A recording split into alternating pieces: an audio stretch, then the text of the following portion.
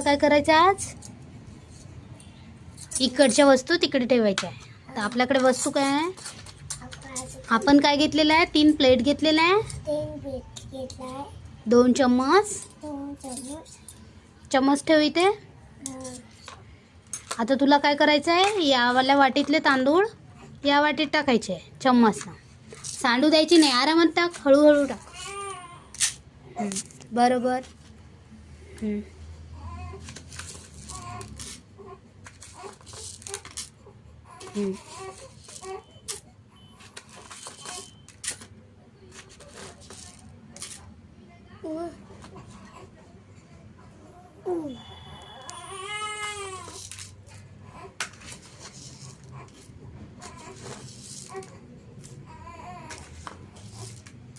सांडू द्यायचे नाही तांदूळ.